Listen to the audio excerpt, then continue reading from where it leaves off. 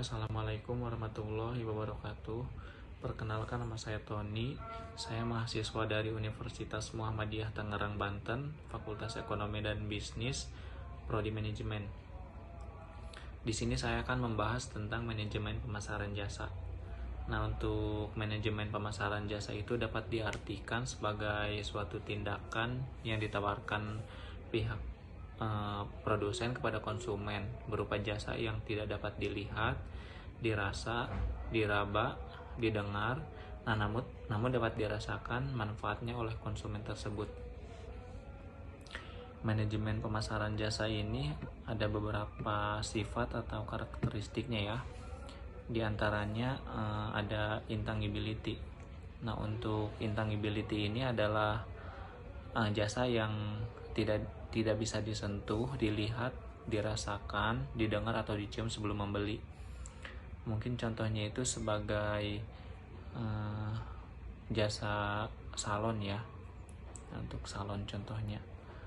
Nah, kemudian di sini ada sifat yang kedua adalah inseparability. Untuk jasa ini jasanya itu dapat diproduksi dan dikonsumsi pada saat yang bersamaan. Penyedia jasa juga dapat kadang-kadang itu pelanggan yang lain menjadi bagian dari jasa seperti restoran.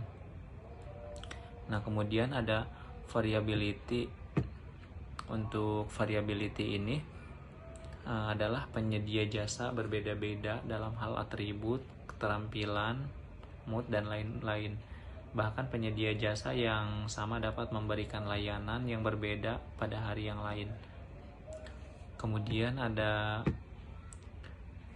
persiability. Nah, untuk persiability ini jasa tidak dapat disampaikan atau dengan kata lain digudangkan.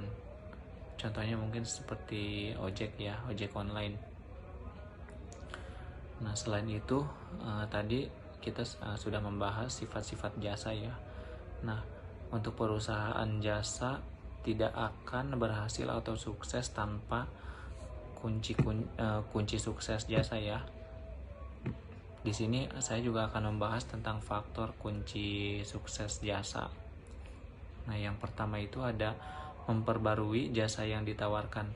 Nah, untuk memperbarui jasa yang ditawarkan ini mungkin kita tidak boleh monoton kepada suatu jasa tersebut.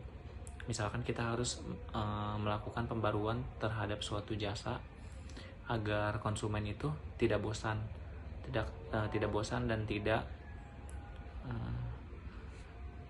menggunakan jasa itu aja gitu ya.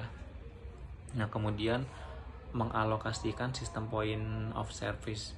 Mungkin di sini yang dimaksud sebagai kita itu harus memberikan servis yang baik terhadap konsumen agar konsumen yang menggunakan jasa kita itu dapat merasakan kepuasan tersendiri ya, tidak merasa dirugikan atau kapok lah istilahnya telah menggunakan jasa kita.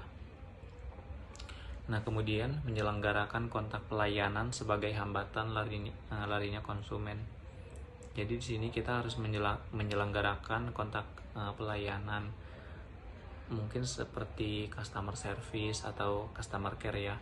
Jadi ketika ada konsumen atau pengguna jasa tersebut yang tidak merasakan kepuasan atau mengalami kendala, jadi kita dapat memberikan solusi ya kepada konsumen tersebut atau pengguna layanan jasa tersebut. Jadi selain itu, pengguna jasa juga dapat menerima masukan, terus bisa memberikan kritik atau saran ya kepada penyelenggara kontak perusahaan tersebut. Nah, kemudian menggunakan kekuatan informasi. Salah satunya mungkin di sini kita dapat memberikan promosi ya, promo melalui media online seperti Instagram. Kalau untuk sekarang kan di era digital ini banyak sekali ya perusahaan-perusahaan yang telah mempromosikan produk atau layanan jasanya melalui media online. Kemudian menentukan nilai strategi jasa pada konsumen. Nah, di sini kita harus bisa memberikan nilai strategi, nilai yang baik kepada pengguna jasa atau konsumen tersebut. Nah, agar konsumen atau pengguna jasa kita dapat dapat merasakan ya